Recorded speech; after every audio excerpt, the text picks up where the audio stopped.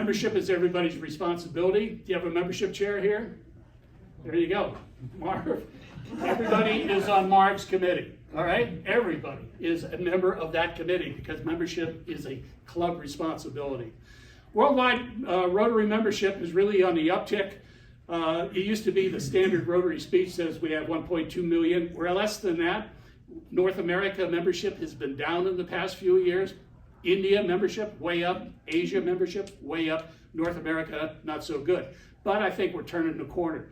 This represents the growth from July 1st, which is Rotary International, 31,000, almost 32,000 new members in this district, 5110, positive 32 new members. I was just at a club meeting with the Rotary Club of Bend yesterday. They added 9. Rotary Club of Greater Bend, they added 14 new members. They're really killing it in membership. We're not letting the pandemic stop us from moving forward as an organization, and that is really good for the soul. Polio, as you know, is confined to just 2 countries right now, Afghanistan and Pakistan. And the fact of the matter is we're making great pride in that. I'd like to read you some figures. In 2019, in those 2 countries, which is the only 2 countries now that are not polio, designated polio-free by the World Health Organization, in 2019 they had 176 cases of wild polio, 147 in Pakistan and 29 in Afghanistan.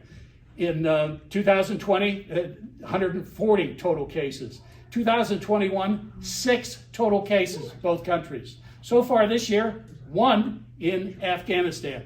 Pakistan has gone a year and a half without a polio case, a wild polio case. They are on track to be polio-free within the 3 years. You have to be polio-free, wild polio virus free for 3 years before you're declared polio-free. Like all of Africa in 2020 was declared polio-free. It was a huge achievement for the world. All right? So I want to encourage everybody to give to the Polio Plus Fund. Contribute what you can. Become a Polio Plus Society member. It's $100 a year. You give $100 to our chair in the district. His name is Nelson Mailer. You give him the money. He'll send you a certificate that you're a member of the Polio Plus Society, which, by the way, was started in District 5110, and it's a worldwide phenomenon now, right? Anyway, we have about 752 members in the district out of our 3,000 members. We'd like to get that up. It's $100 a year. Nobody's going to be bird dogging you on that. It's the on-air system, but you get a little Polio Plus pin that you can wear and raise awareness when you talk to other people. This gives me a moment to talk about my son, Jared, who raised awareness when he went from Portland, Oregon to Washington, D.C. on that bicycle, self-supported, 24 days, 3,500 miles on a bicycle, raising money for polio. So he independently went to Rotary International. They have a link that you can do to the foundation. It's called Raise for Rotary. Anybody can do it. Anybody can set up a fundraiser with Rotary Foundation. He did it. He raised $6,000. The Bill and Linda Gates Foundation matched that $6,000, which they'll do continually now if we reach that 50 million mark. Anyway, so he's responsible for raising awareness and $18,000. And if you calculate that as 60 cents per inoculation, by himself in 24 days, he was responsible for 30,000 inoculations.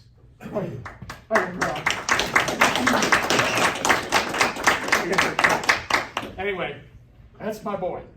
Okay, the next major goal I have is the Rotary Foundation. We all know the Rotary Foundation. It does good in the world. It is one of the largest foundations in the world. We have a corpus of over $1 billion. Charity Navigator gives us 4-star ratings 13 years in a row for the good we do. Why? Because we have a low administrative cost, and the money that we give goes out to the world to do good things. This is an example of all the money that went out of the Rotary Foundation in 2020. Now, we had 6 major areas of focus. We have 7 now, and I'll talk about that in a second. But of these 6 major areas of focus, you can see what we have done: promoting peace, giving to basic education and literacy, and then the big one over there, disease, which is polio, all right? We do good in the world. Now, Rotary is all about fun, so this is the fun part I want you to embrace, okay? These are the 4 priorities. And they start out with this first one, okay? This first one, and I wear this on my sleeve. You have to adapt as a club. Your owl here is a great example of how you adapt. You can also adapt by making a happy hour, what you're going to do. You're having a fellowship once a month, or you're going to meet outside. But whatever you're going to do, you're going to adapt. In ways, how do you increase your ability to adapt? That's what I want you to think about, because the world is a changing place. Our Rotary International founder, Paul Harris, said that back in 1935. The world is changing, and we must be prepared to change with it. We have to change with it. A lot of people get in their comfort zones and they reject change. You have to kind of move along with change. The big change, like I said, for our organization, Jill Jones is going to be the first Rotary Club female president. That's a lot of change. Now there's a club, I got to tell you this, and you're not going to believe this, but there's a club in San Diego, east of San Diego, that does not admit women. I don't know how they get away with it, but they don't. I talked to the district governor about that, and they're talking to the club. But these are a club, kind of an old guard thing. They just don't want to change. They want to stay the way Rotary was back in 1905, I guess. The world is changing. Paul Harris would slap them on the wrist and say, you got to change. You got to change. And the Supreme Court's going to slap them on the wrist soon, probably too. Anyway, when you think of adapting, how do you change faster to a changing world? All right, these are questions you can kind of answer. And what new perspectives can we take in Rotary to strengthen our clubs and our organization? And there's new ideas out there. Bring them in, throw them on the table. Not all ideas are going to float, right? You're going to have some bad ideas, but it's going to be an idea that somebody might have. Everybody has a passion. You're going to bring your passions in, try to light those up with other people. The power of one says you got one idea, it can mushroom into a club project, all right? All right, the second one, I think I need another t-shirt here. You got to increase your impact. We want to increase the impact that we make, not only in the community and around the world. How do we do that? What is going to be the legacy of this club? What is your individual legacy? When my son went across the country for polio in 24 days, I said, when polio is declared, when the world is declared polio free within our lifetimes, I really believe that. It's going to be like within 5 years, Pakistan first and Afghanistan. I said, that's going to be your legacy. You're going to be a part of the legacy of those gotten rid of a virus, only the second time in the human history that we have eradicated a virus right after smallpox. So how do you define and measure your impact? These are just ideas to talk about the impact you can make and how can you as a club do more good in the world. Okay, the third one here, if I don't take them off, see it?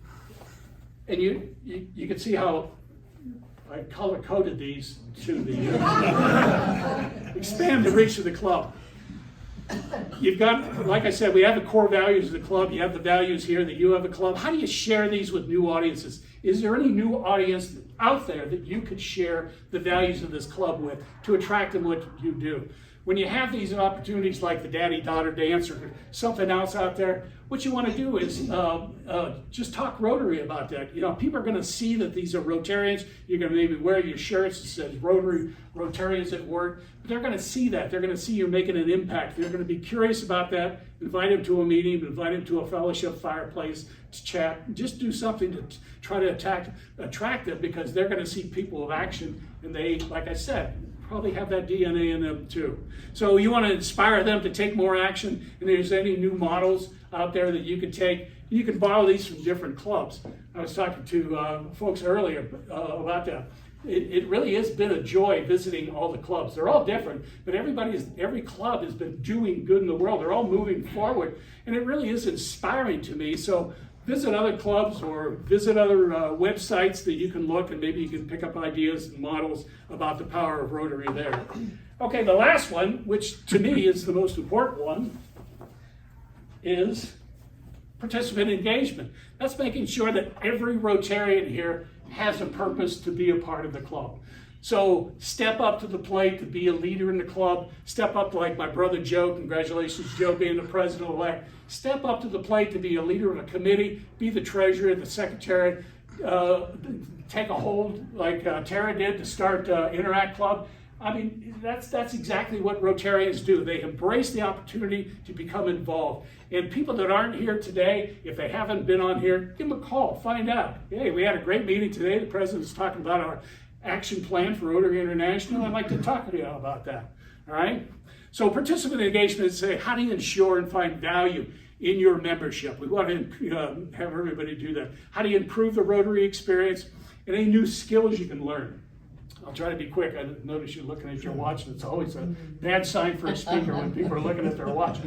I'll try to hurry up here. Anyway, Rotary International has a great website, and there's a teaching and learning component there. If you haven't been on it, go on it. It's got modules for just about anything that you want to work with. For example, if you're a little shy about public speaking, you don't want to be a committee head or a head of a Rotary Club, Toastmasters, we've aligned with Toastmasters. They put these modules on. 15, 20 minutes, they'll teach you how to be a public speaker. Anyway, we want to take these priorities into action. So this is where I'm asking you to embrace this.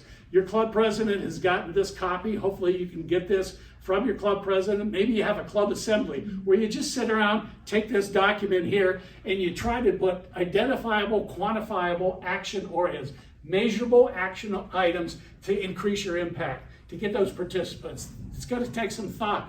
It's not going to come easily, but all of us are smarter than any one of us, that's for sure. And we all get together and we work on this. That is where we're going to be rowing in the same direction, okay? My theme this year has been step up to the plate. Step up to the plate is a baseball term, of course. If you're a member of the baseball team, you have to step up to the plate. Unless, of course, you're in the American League and you're a pitcher, then you don't have to step up to the plate. Or now in the National League, I think they're changing it, you have to step up to the plate. But that aside, if you're a member of the team, you have to step up to the plate. Everybody here has to step up to the plate. And I asked your club president to work with the board and identify somebody in this club who has stepped up to the plate to receive what I have been calling the District Governor Recognition, the Step Up to the Plate Club Member Award. I am honored to give that to Marv Kaplan.